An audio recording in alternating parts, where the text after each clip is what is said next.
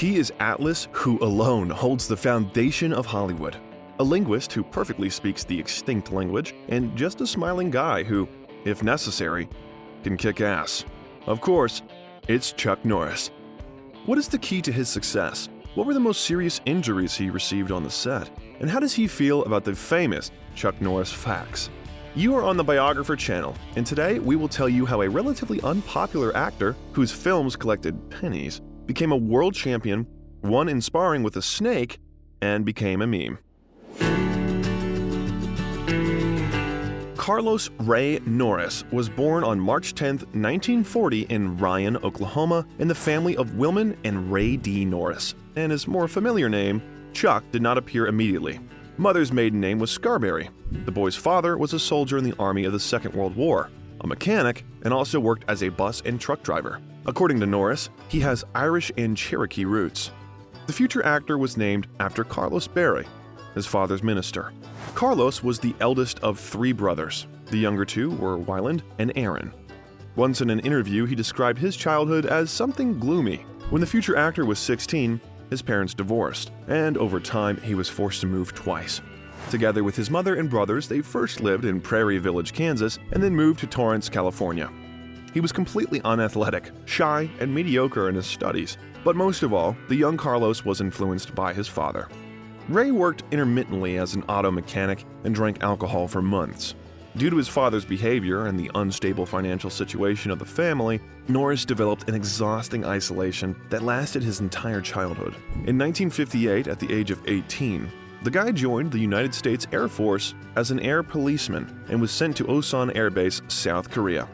Yeah, he did not immediately start his acting career and did not immediately become popular. Unlike many of today's young actors, Carlos saw himself in the ranks of the military, law enforcement officers. In a word, not an actor in any way. It was while serving at Osan Air Base that Norris got his famous nickname, Chuck.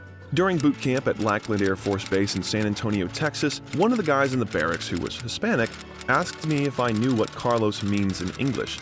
I said, yeah, it's Charles. Then he said, the nickname for Charles is Chuck. That is what I'm going to call you.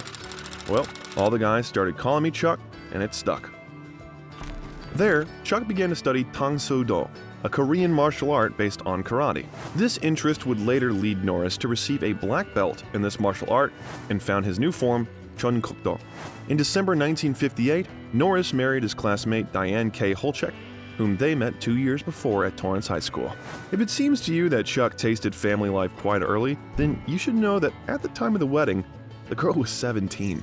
Even after returning to the United States, Chuck continued to serve as an air policeman at March Air Force Base in California. It was not until August 1962 that he left the U.S. Air Force. On October 4th of that year, Chuck and Diane had their first child, Michael R. Norris. But this was not Norris's last child, and in the next couple of years, he will have an illegitimate daughter, Dina, and his and Diane's second son, Eric Scott Norris. Meanwhile, thanks to his completed military service, Chuck Norris applied for a job as a police officer in Torrance, California. He found himself on the waiting list and, in order not to waste time, decided to open a martial arts studio. Then, Chuck started participating in martial arts competitions. He was defeated in his first 2 tournaments, losing to Joe Louis and Alan Steen. He also lost 3 fights at the International Karate Championships to Tony Tolliners. But by 1967, Norris had quite improved his technique and began to gain victories, even over such rivals as Vic Moore.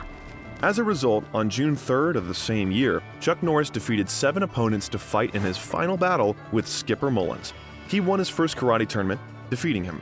On June 24th, Norris was declared champion at the S. Henry Cho's All-American Karate Championship at the Madison Square Garden, taking the title from Julio LaSalle and this time defeating Joe Louis.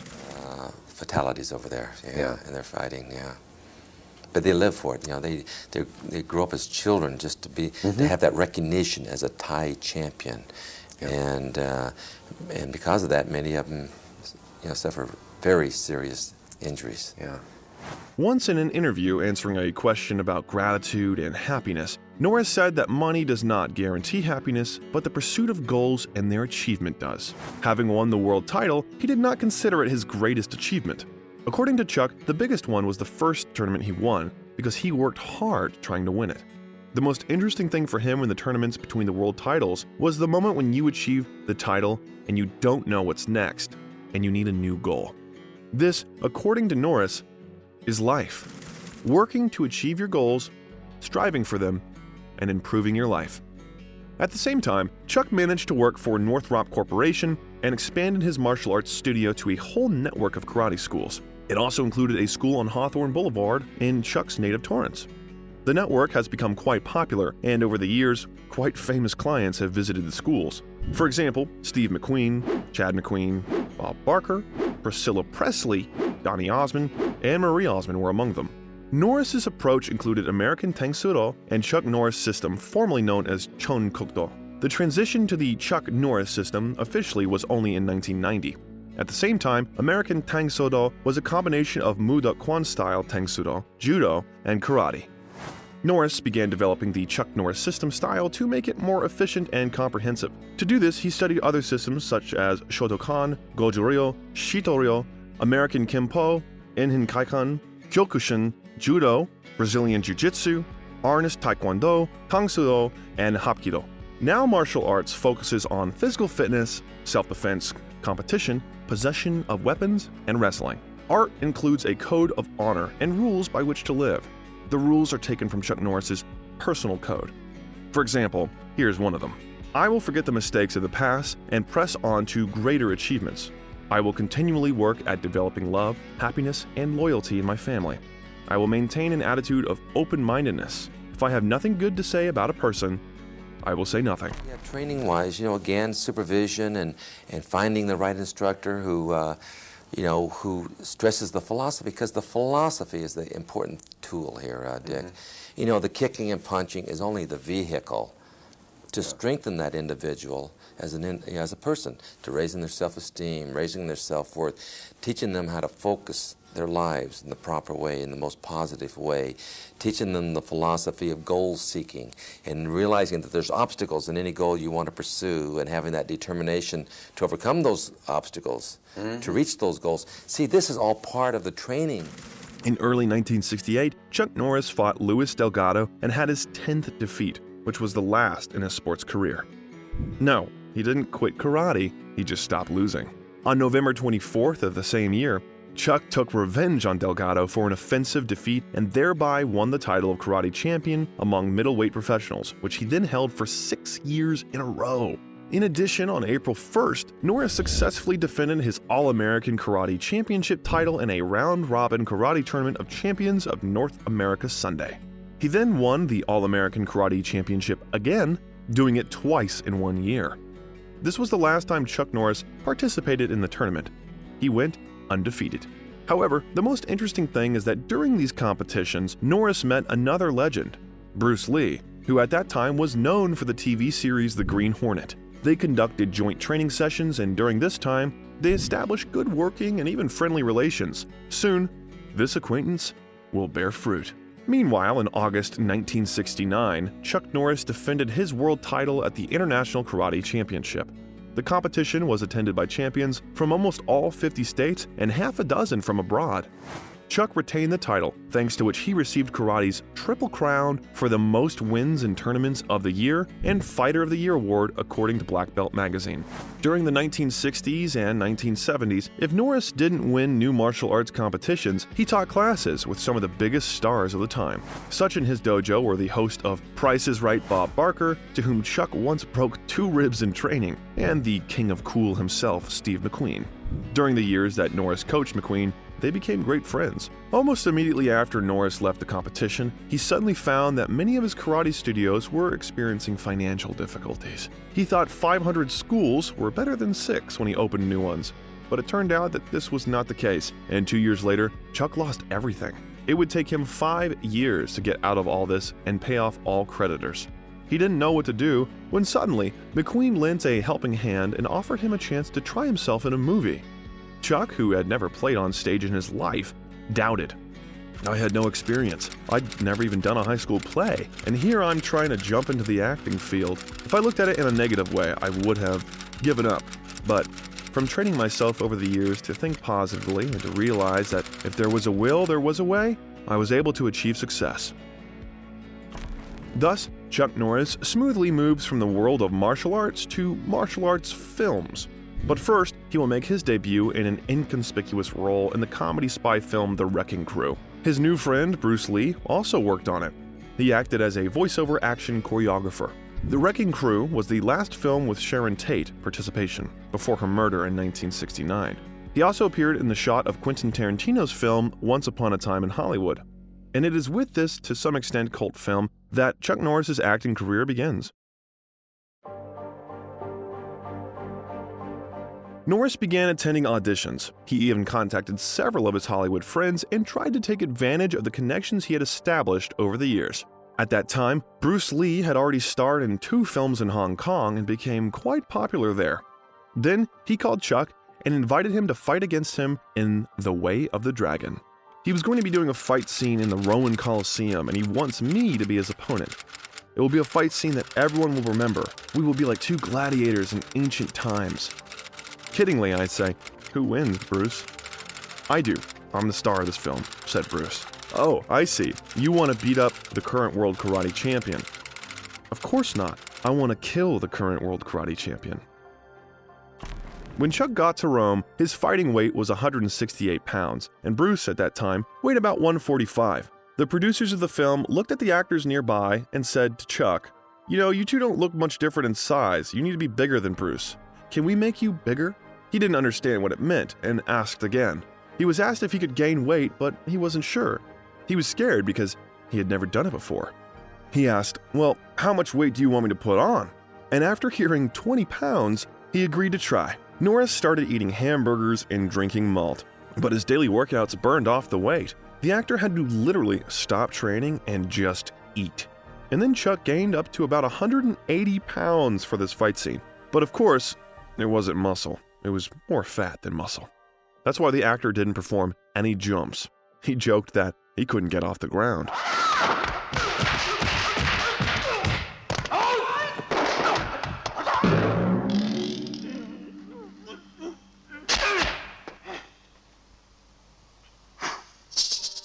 Bruce Lee founded his own production company, Concord Production Inc., together with Golden Harvest founder Raymond Chow, and The Way of the Dragon became the company's first film.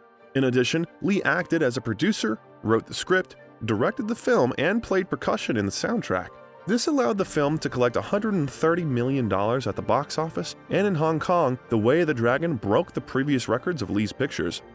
The film brought the first wide popularity to Chuck Norris and literally launched his career in the world of cinema. In 1973, Chuck played a minor role as a karate instructor in the film The Student Teachers, and although his acting was shackled and faded, Steve McQueen appreciated Norris's potential and recommended him to take acting seriously and sign up for acting classes at MGM. See, right into here. See, I missed by just about 1/4 of an inch. After The Way of the Dragon, Chuck signed up for another villain role in a Hong Kong American film. And the following year, Lo Wei's Yellow-Faced Tiger, a kung fu-style action movie, was released on the screens. Chuck Norris played the biggest drug lord in San Francisco who owned everything, including the police. In the end, he was challenged by a young policeman who opposed corruption. The picture failed, even despite its small budget. Chuck himself was also criticized. The film was released in the United States under the name Slaughter in San Francisco only in 1981. After such a disappointing failure, Chuck left the cinema for a couple of years to lick his wounds. In 1975, Norris wrote his first book, Winning Tournament Karate. It tells about the practical study of preparation for competitions for any rank. Chuck touches on all the stages of performing quick attacks, preparation, exercises for combat equipment, and one-step sparring techniques in it. The entire preparation technique was illustrated with hundreds of step-by-step photos. The book was liked and proved useful not only to Chuck's fans, but also to ordinary karate researchers around the world. After 2 years, the talented karateka returns to the cinema with a small American film. Chuck appeared in his first major role playing a trucker in the 1977 film Breaker Breaker. In an interview that year, Chuck said, "I want to become as big in the movie industry as I've been in the karate industry. I know I can do it because I have the faith to do it." In fact, he chose this project after rejecting a dozen offers to star in a martial arts film. Norris decided that he wanted to act in those films in which there is a story and where action will take place when it is emotionally appropriate. Interestingly, 80% of the people in the shot were Norris's black belts, that is, his students. Surprisingly, the low-budget picture turned out to be very successful with the audience, but the critics did not react so flatteringly. The New York Times called her shoddy, with wooden direction and a sophomoric cast. The actor himself was not particularly proud of this film, but in 1981 he said that he was paid $5,000 for shooting. I didn't know anything when I made that movie. We shot it in just 11 days, but it was amazing. People loved it anyway. It's a down-home kind of movie. It's still my dad's favorite. In 1978, Chuck Norris starred in the movie Good Guys Wear Black. Chuck could already be proud of this film, and according to him, this is his first significant main role. It is interesting that the script for the film was written 7 years before, and all this time, the actor was trying to sell it. Initially, no studio wanted to be a distributor and release the film, so Norris and his producers organized the so-called Four Walls, when the team independently rents cinemas for the screening of the film and collects all the money that comes from the picture.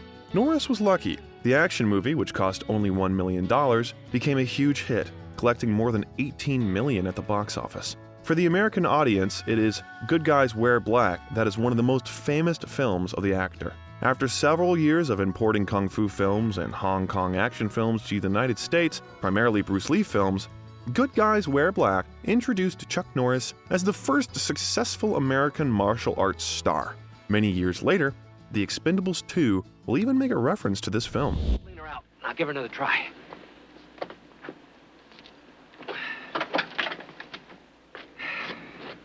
I think our troubles with this baby are just about history. The film differed from earlier martial arts films in its distinctly American setting, characters, themes, and politics. In a word, a formula that Norris would continue to develop in his later films. In addition, the actor's brother, Aaron Norris, played in this film for the first time. Norris himself calls this picture a turning point in his life. The fact that he agreed to shoot in it meant that Chuck changed priorities. His acting career prevailed over his sports career. At that time, Norris had the opportunity to create a new kickboxing league, but working on the film did not allow him to combine two important projects. After such an impressive success, Chuck was inundated with offers, and his next two works will again collect a large box office in cinemas. Norris was predicted to have a great future, and his fees crept to the $500,000 mark for the role. You know, people ask me if I still enjoy it, and I say what's so great is that I'm still doing the martial arts and I'm still doing everything I love, but I'm making more money doing it. So I'm making a better living doing something I love, which is the martial arts. You know, acting is my career. Martial arts are my life. It'll be a part of me as long as I'm alive. In 1979, Norris starred in the movie A Force of One, where he played the role of Matt Logan, a world karate champion who helped the police in their investigation. The film was developed during the Good Guys Wear Black rental tour, and again, no studio wanted to take up its rental, but it surpassed the previous film, showing $20 million in box office receipts. The following year, the film The Octagon was released, where Chuck Norris's character must stop a group of terrorists trained in the ninja style by his half-brother. Unlike his previous films, this time the studios were interested. American cinema releasing took over the film, and the box office almost repeated the success of Good Guys Wear Black. Chuck's next project was the Steve Carver crime thriller An Eye for an Eye. Christopher Lee and Richard Roundtree were the actors' partners on the set. However, critics were not satisfied with the picture, saying that it lacks martial arts. Gene Siskel of the Chicago Tribune said, "That's because, I suspect, Norris wants to break out of his kick-in-the-face image and become an all-purpose movie star. No way. This guy needs a charisma transplant." Chuck's career stalled on the actor's most expensive film at that time. The action movie unexpectedly failed, having collected about $10 million with a budget of $5 million. The failure of the picture can be attributed to the lack of a large studio as a distributor and an unsuccessful release date. Next to Chuck's film, the horror movie An American Werewolf in London was released, which collected $60 million in cinema and quickly became a cult classic. Soon after, MGM signed him to a 3-film contract, and in the same year they released Forced Vengeance. With a similar budget, the picture collected $1 million less at the box office and almost failed. Most likely, Norris understood that something needed to be changed and was dissatisfied with the direction that the studio wanted him to choose. Therefore, the contract was terminated fairly quickly. Nevertheless, Chuck Norris had already created a notable image for himself and was quite a well-known name in the cinema. Already in 1982, a major studio, Columbia Pictures, took over the production of his new film. Chuck played in a non-standard film for himself, Michael Miller's criminal neo-noir sci-fi thriller Silent Rage. He played the role of a sheriff who has to stop a mad psychopath. According to Miller, the film was written with Chuck Norris in mind. You don't hire Chuck Norris not to do karate. It wasn't like it was an old John Wayne script that they ended up giving to Chuck. He does his thing. He believes that the idea was to try and broaden the audience in that it wasn't a karate movie. In his view, it was a Frankenstein movie. It was like Frankenstein meets Chuck. The reason Chuck Norris wanted to do the picture, and I think it was the reason we all wanted to do the picture, is because it was a major studio picture. Judging by the number of audience ratings he has, this is one of the most unknown films with Norris's participation right now. But in the year of release, he received the best marks from critics for his career as an actor. The film about Chuck Norris's duel with zombies cannot be called neither a success nor a failure. And what is your favorite movie with an actor? Write in the comments under the video. We wonder how the acquaintance with Chuck Norris happened to you. But 1983 was a particularly successful year for Norris. A big Hollywood studio recruited Norris. This studio was Orion Pictures, which has produced James Cameron's The Terminator and Paul Verhoeven's RoboCop. Under the guidance of Orion Pictures and Stephen Carver, already familiar to him, the actor starred in the film Lone Wolf McQuade. He played the role of a reckless but brave Texas Ranger who defeats an arms dealer played by David Carradine. The film became a worldwide hit and received positive reviews from film critics. It is often compared to Sergio Leone's stylish spaghetti westerns. In addition, the film became a source of inspiration for the future of Norris's popular TV show Walker, Texas Ranger. Film critic Roger Ebert rated the film 3.5 stars out of 4, calling the character J.J. McQuade as worthy of a whole series of films.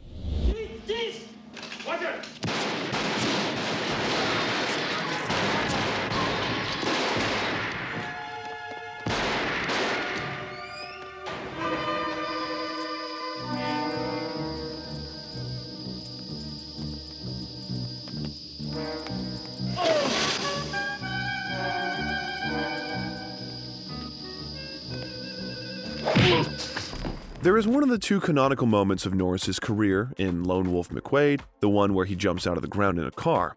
But the picture was a failure at the box office. It was the most expensive project in the actor's career, and the fees barely covered the costs. And because of lots of box office failures in a row, large independent studios began to refuse Chuck, and he would have to sign a contract with the Cannon Group Film Company, which in those years turned out pictures with tiny budgets. In the same year, Chuck published his new exercise book called Toughen Up, The Chuck Norris Fitness System. Also in 1983, Zonox released the video game Chuck Norris Super Kicks for home video game consoles of the time. It combines two game processes, move around the map and fight enemies. The player controlling Chuck Norris must release the hostage. Later, when the license to use the Norris name expired, the project was sold under the name Kung Fu Super Kicks. The following year, Norris appeared on screen in Joseph Zito's Missing in Action, playing the role of Colonel James Braddock. The film was the first in a series about the rescue of prisoners of war produced by Menahem Golan and Yoram Globus. In other words, Cannon Films, with whom Chuck signed a contract for several movies. He would later dedicate the Missing in Action series to his younger brother, Wyland, who was a private in the 101st Airborne Division and was killed in June 1970 in Vietnam while defending the firebase Ripcord. Missing in Action features the second canonical moment in the actor's career, in which Chuck rises from the water with the legendary machine gun.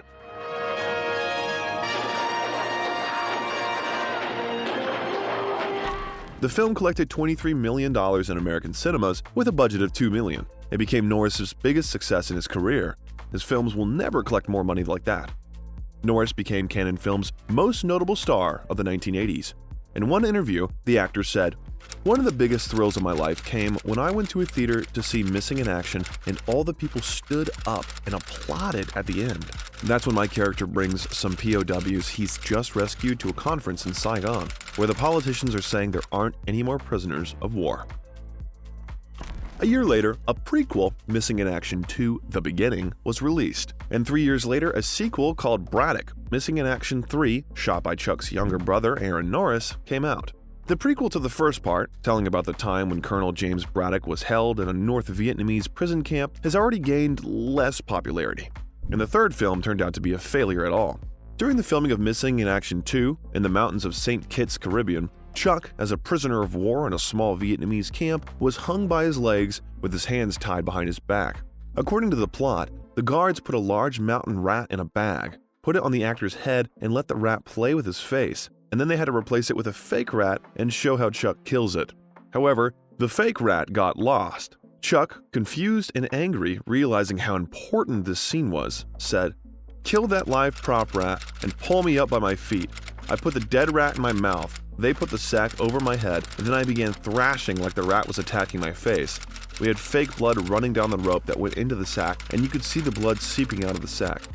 When they took the sack off my head, the rat and I were covered in blood. Luckily, I didn't catch a disease." In May 1985, the next collaboration between Norris and Orion Pictures Studio was the crime drama Code of Silence. There, Chuck Norris plays a role of a plainclothes street officer who destroys a criminal czar. In his acting career, it ranks first according to critics and viewers. The film was the actor's last big box office success, with a $7 million budget and a $21 million box office receipts. Get your ass up. Shit.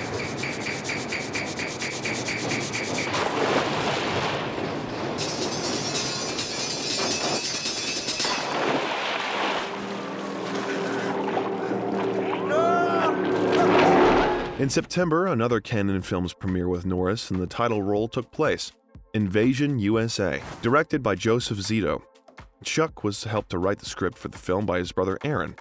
This film was the first in the contract for 6 films. The studio was a little lucky. Real explosions and destruction were shot during the filming of the movie. Hartsfield-Jackson Atlanta International Airport planned to bulldoze the entire suburban area to expand the runway. The filmmakers made a fuss and got permission to destroy existing houses. The same situation was with Avondale Mall. The filmmakers were allowed to destroy everything in the existing mall, as part of it was subject to reconstruction. According to Norris, these destructive shootings cost $5 million. There are tanks firing and helicopters flying among the real buildings. It's a battle like in Gone with the Wind, one of the best action battle scenes that's ever been done so far. The picture was a success, and Chuck soon appeared in Menahem Golan's The Delta Force, where Lee Marvin became his partner on the set. Cannon Film Studio saw Chuck Norris as the owner of Clint Eastwood's potential, and according to the director, his acting talent is getting better. He's in the right style, and he's very popular. By that time, Chuck was the most popular actor in the studio and one of the most popular action actors of that time. The film was inspired by hijacking of TWA Flight 847 on June 14, 1985, to which Chuck reacted quite sharply. He said the United States is becoming a paper tiger in the Middle East. What we're facing here is the fact that our passive approach to terrorism is going to instigate much more terrorism throughout the world. I would have sent the Delta Force immediately. Once in his interview, the actor said that he's been all over the world, and seeing the devastation that terrorism has done in Europe and the Middle East, he knows eventually it's going to come here. It's just a matter of time. They're doing all this devastation in Europe now, and the next stepping stone is America and Canada. Being a free country with the freedom of movement, it's an open-door policy for terrorism. It's like Gaddafi said a few weeks ago, if Reagan doesn't back off, I'm going to release my killer squads in America. And Chuck thought there was no doubt that he had them. Surprisingly, after the release of the film, almost all critics gave low scores, spat, and talked about the boredom of the film. But it still collected a box office of $17.8 million, with $9 million spent. Chuck, meanwhile, created the animated television series Chuck Norris Karate Commandos, or as it was usually called, Karate Commandos. It was an animated show that lasted 5 episodes, produced by Ruby Spears Enterprises. There, Norris voices a cartoon version of himself who leads a team of U.S. government operatives, Karate Commandos. Also in 1987, Marvel made a comic book adaptation of the series. Steve Ditko, who previously gave the world Spider-Man and Doctor Strange, was responsible for the illustrations. And from January to July, Star Comics released 4 children's comics telling how to be as cool as Chuck Norris. It's funny, but in an interview at that time, Chuck admitted that he had never participated in a real street fight. From that moment on, the actor began to periodically ridicule his established, invincible image. So in the picture Firewalker, directed by J. Lee Thompson, Chuck was playing a comedic role for the first time and had the chance to make fun of his action persona. Colleagues in the frame were Louis Gossett Jr., Will Sampson, and Melody Anderson.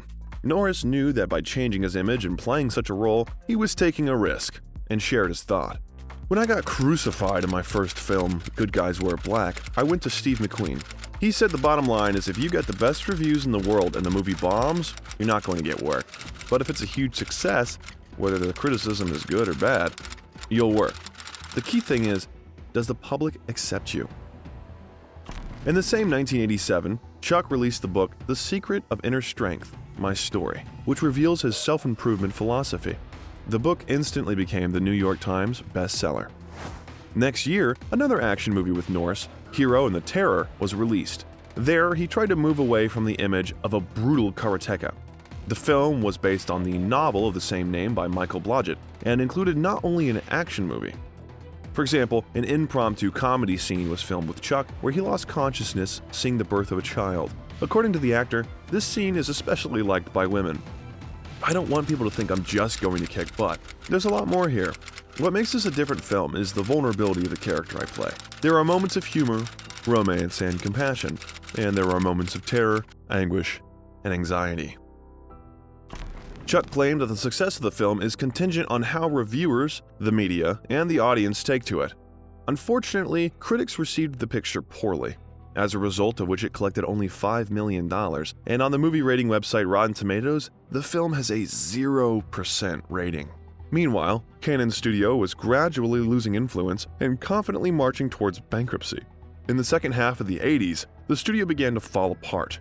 The budget and films became less and less, and creditors pressed more and more actively. As a result, the owners broke off the relationship, the courts and the division of the studio followed, and in the 90s it ceased to exist. In 1990, MGM acquired Cannon Films Library. By that year, Chuck Norris's films had grossed over $500 million worldwide. During this time period, he was often compared to Bruce Lee and even Clint Eastwood. Sometimes Chuck was called Blonde Bruce Lee for his roles in martial arts films, while his loner persona was already compared to Eastwood's character Dirty Harry. Chuck's family life usually remained somewhere behind the scenes. It wasn't so easy to figure out whether it was calm or unstable. In one interview, the actor was asked, "How do you think you and Diane have managed to stay together for 27 years? I think that, well, she travels with me. You know, if you go separate ways, then something's going to happen. But she travels with me to my locations, and she's on location most of the time. So we don't separate for any extended period of time. Who runs the restaurant when she's gone? Well, luckily now, we've had the restaurant now for 2.5 years, so now she doesn't have to be there all the time. And when we first opened the restaurant, she was there a lot. But her brother helps her run the restaurant, so she could take off for 3 or 4 days, fly down to my location, visit, and then fly back. Is she the one person who can keep you in line? Yeah. But in 1988, Norris and Holchek had a quarrel and they broke up. No one knew the real reason. It was only later revealed that Norris cheating at an early stage of the relationship caused it. When Chuck served in the Air Force, he also dated a girl named Joanna. She did not know that Norris was married and they had an illegitimate daughter. The daughter found out about her biological father only at the age of 16, but she was able to contact him only at 26 when she wrote a letter to Chuck and offered to meet. The actor immediately recognized his daughter. I didn't need a DNA or blood test. I went to her, wrapped my arms around her, and we both started crying. At that moment, it was as if I had known her all my life. The following year, after 30 years of marriage, the actor divorced his wife.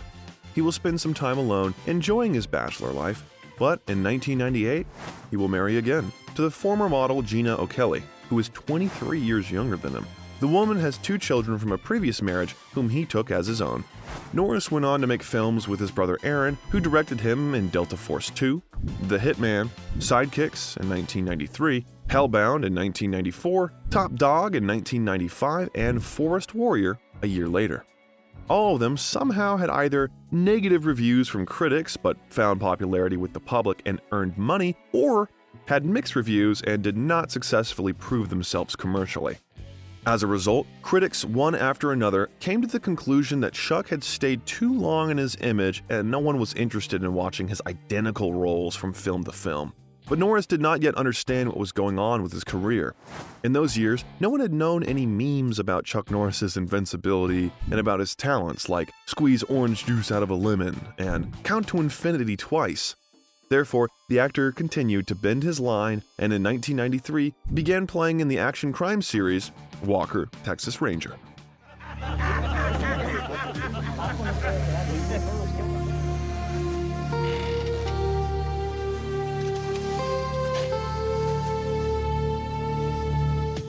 In it, Norris played a member of the Texas Rangers division where he and his partner fought with criminals.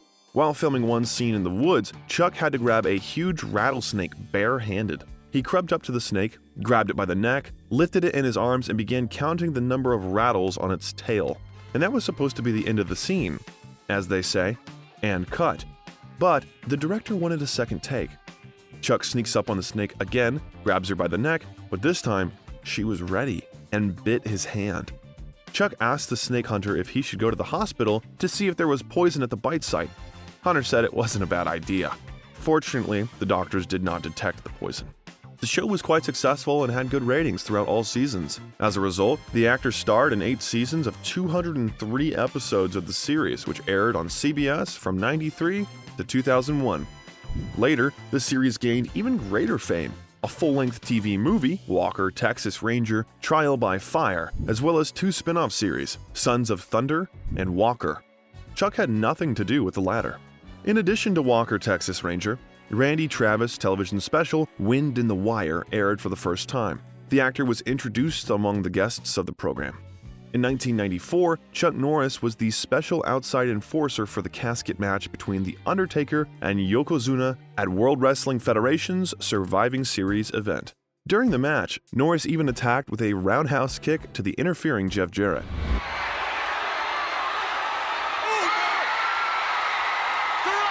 By Chuck Norris!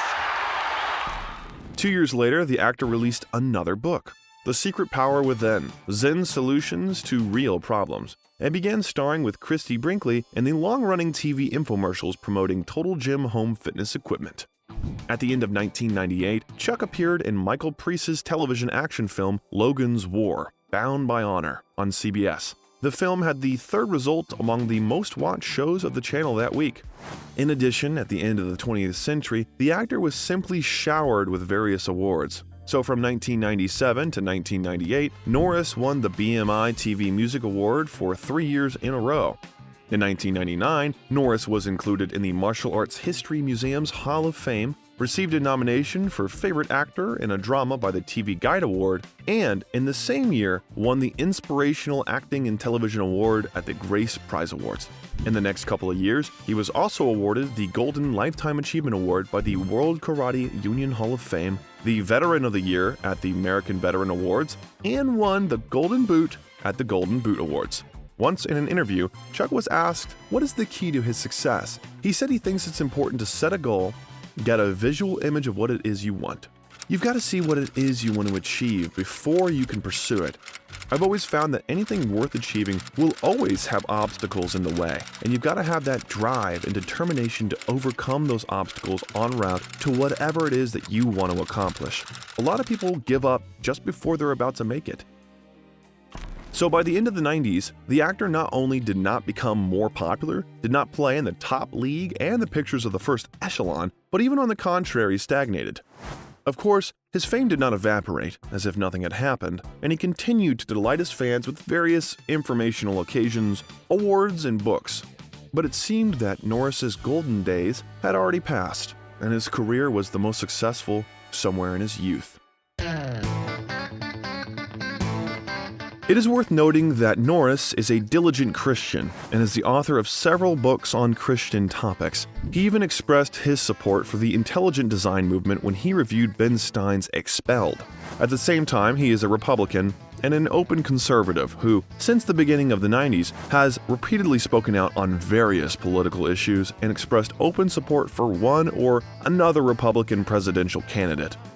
In the early 2000s, Norris starred as a secret agent in the CBS television movie The President's Man, and its sequel, The President's Man: A Line in the Sand. He got a role in the supernatural Christian film Bells of Innocence with his eldest son Mike Norris, and also appeared in one episode of the TV show Yes Dear.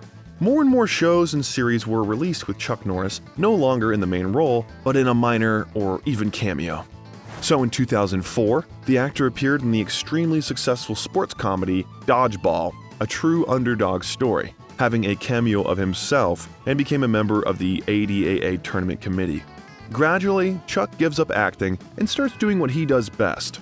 For example, in the same year he published his autobiographical book Against All Odds, My Story. The following year, Norris founded the World Combat League, Full Contact, a team-based martial arts competition, part of the proceeds from which goes to his Kickstart Kids program.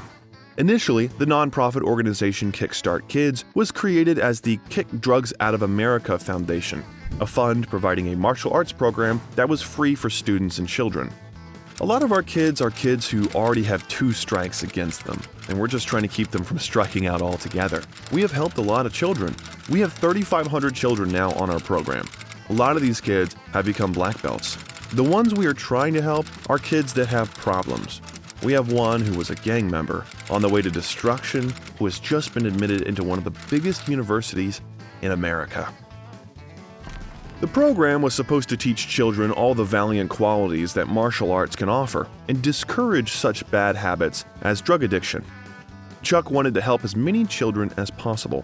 In 2003, the foundation became Kickstart Kids, whose mission was to build character through karate, to endow young people with basic values such as discipline and respect, to reveal their potential. Chuck recently became a father again. On August 30th, 2001, Gina O'Kelly gave birth to twins, Danilee Kelly Norris, who even starred in the same movie with her father, and Dakota Allen Norris, who is happy to box with his father at his advanced age. And now, when Chuck was supposed to smoothly disappear from the radar, something happened that no one expected. In 2005, Chuck Norris facts suddenly began to appear on the internet, which attracted more and more attention and to some extent became memes. They were founded by American humorist Ian Spector. These satirical facts, essentially, are absurdly exaggerated statements about the rigidity, character, sophistication, and masculinity of Norris. They are widely spread in popular culture around the world and become an internet phenomenon. People make translations and create local versions in particular countries. Some facts claimed that Chuck used roundhouse kicks seemingly for any task, and referred to his large amount of body hair, especially praising the beard. Many of them were based on his role in the TV series Walker, Texas Ranger. Norris responded to the facts about himself on his official website, admitting that some of the statements are really humorous. He said that he tried not to take any of them seriously and hoped that such statements will interest people with real facts about him contained in his literary works. The actor understood the joke and stated that his personal favorite fact is that people wanted to add Chuck Norris to Mount Rushmore, but granite was not strong enough for his beard. I don't know where people came across this. It is the Chuck Norris facts. It's been floating around the internet for several months now, and this is some kid who just came up with all this wild stuff about how tough you are and everything. I'm going to give people a little example of what is on there. For example, facts like Chuck Norris once challenged Lance Armstrong in a Who Has More Testicles contest. Chuck Norris won by 5. In an interview with Time magazine, Norris called Chuck Norris facts weird but wildly popular sayings, and then quoted one: "Chuck Norris can divide by 0." From that moment on, Norris began touring with facts about Chuck Norris, appeared on major talk shows, and even visited troops in Iraq to boost morale. On the wave of new popularity, Chuck was able to return to the cinema again and appeared in the film The Cutter, playing the main role of Detective John Shepard. The film was released on DVD and received terrible reviews from critics. In the fall of 2007, Gotham Books released a book titled The Truth About Chuck Norris, 400 Facts About the World's Greatest Human. The actor was hurt by this and subsequently filed a lawsuit against the publisher as soon as possible, claiming that trademark infringement, unjust enrichment, and privacy rights. But the book became a New York Times bestseller. After a little thought the following year, Norris dropped the lawsuit. he found another way to win in this situation. In October 2009, Tyndale House published the official Chuck Norris fact book, co-authored with Chuck Norris, and officially approved by him. Since then, comedian Ian Spector has released 4 more books, namely Chuck Norris Cannot Be Stopped, 400 All-New Facts About the Man Who Knows Neither Fear Nor Mercy, Chuck Norris, Longer and Harder, The Complete Chronicle of the World's Deadliest, Sexiest, and Beardiest Man, The Last Stand of Chuck Norris, 400 All-New Facts About the Most Terrifying Man in the Universe, and Chuck Norris vs. Mr. T, 400 Facts About the Baddest Dudes in the History of Ever. Chuck's fame skyrocketed, and it was thanks to it that he got a role in The Expendables 2. Sylvester Stallone simply could not miss this opportunity and invited him to the sequel of the first part of his superstar action movie. In this movie, Stallone used the fact about Chuck Norris as a joke. I heard another rumor that you were bitten by a king cobra. Yeah, I was. But after 5 days of agonizing pain, the cobra died. In addition, in 2008, Gameloft Studio released Chuck Norris Bring On the Pain, a game for mobile devices based on the cult of facts about Norris. The player controlled Chuck Norris in a side-scrolling beat-em-up. In 2017, Flare Games Studio created another such game named Non-Stop Chuck Norris. It was an isometric action RPG for mobile devices. Both games received a lot of pleasant reviews. At the same time, Norris continued to write books, and in the same 2008 released Black Belt Patriotism: How to Reawaken America. It was a political nonfiction book that reached number 14 on the New York Times bestseller list. Chuck began to be invited to various shows and promo campaigns. Since 2010, Norris has been a nationally syndicated columnist with Creators Syndicate, writing about both personal health issues and broader health issues in America. He starred in an advertisement for the communications company T-Mobile in the Czech Republic. He starred in an advertisement for the video game World of Warcraft, a series of commercials for the Polish bank BZWBK, and 2 advertisements for the French TV series Des Pieds dans le Plat. In 2015, Norris and his wife Gina founded Seaforce Bottling Co. after an aquifer was discovered at his ranch in Navasota, Texas. There, they bottle water, part of the series from which goes to support environmental funds and kickstart kids. In addition, Norris is known for his charitable donations to organizations such as Funds for Kids, Veterans Administration National Salute to Hospitalized Veterans, United Way, and Make-A-Wish Foundation in fundraising events. Chuck also supports the Indian Vijay Amritraj Foundation, whose goal is to bring hope, help, and healing to defenseless and innocent victims of diseases, tragedies, and circumstances. With his donations, he helped the foundation to support orphanages for HIV/AIDS patients in Delhi, a school for the blind in Karnataka state, and a mission to care for adults infected with HIV/AIDS, as well as mentally ill patients in Cochin. By the way, an interesting fact: Grandpa Chuck has 7 children and 13 grandchildren.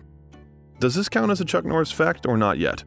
Or here's another funny case. In 2003, Chuck flew an F-14 with a Top Gun pilot nicknamed Maverick.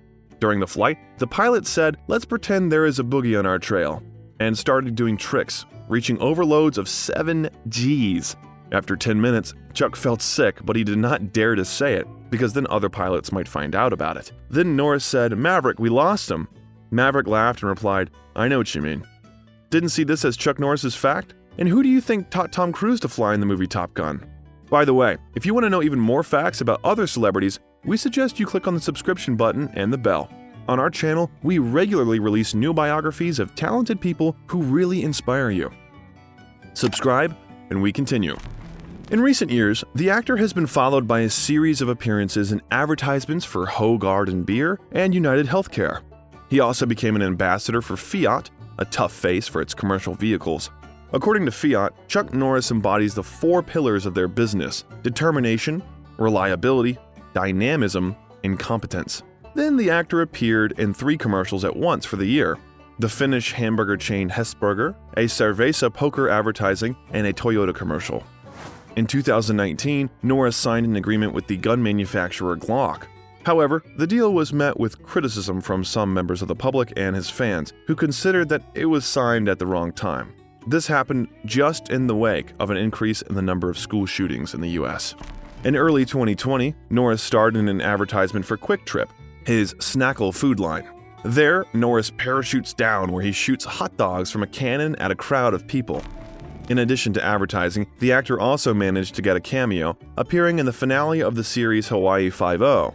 And in 2021, Chuck Norris could be obtained as a tank commander in the multiplayer game World of Tanks during the Holiday Ops event. It may seem that he ruined his acting career by having a lot of advertising at the end, but the actor is in an advanced age. He took great benefits of the surge in popularity to earn his old age, and he knows that happiness is not about money. That's why he spends most of it on charity. Fans are ready to forgive him everything for what kind of person he really is. Chuck Norris is a great role model, a man who shows by his own example that you should never give up. You should continue to go towards your goal. You should always think positively. This is what Norris himself wanted to show when he came into the film industry. I didn't say, look Chuck, you're 34 years old, you've had no acting experience, there's 16,000 unemployed actors in Hollywood. The average income of an actor is $5,000 a year. Now, if I had looked at that side of it, the negatives, it would have probably made me give up. But I didn't. I said, since Bruce has sadly died, there's a gap for a good, strong, positive, heroic image on the screen. Chuck showed the whole world that perseverance and hard work always pays off. The main thing is to believe, and then you can become successful twice in absolutely any business. We wish this good man longevity, success in his favorite business, whether it's training or writing books, and to continue to please his fans. And if you want to learn even more facts about the career ups and downs of the actor and the details of the failures of some of his films, click on the video that appeared on your screen. There, you will find out which Chuck Norris movie was saved by young Keanu Reeves and why Norris is partly to blame for the Cannon Group's bankruptcy. Thank you for watching this video to the end. If you like it, we will be very grateful. There was Biographer with you. See you soon.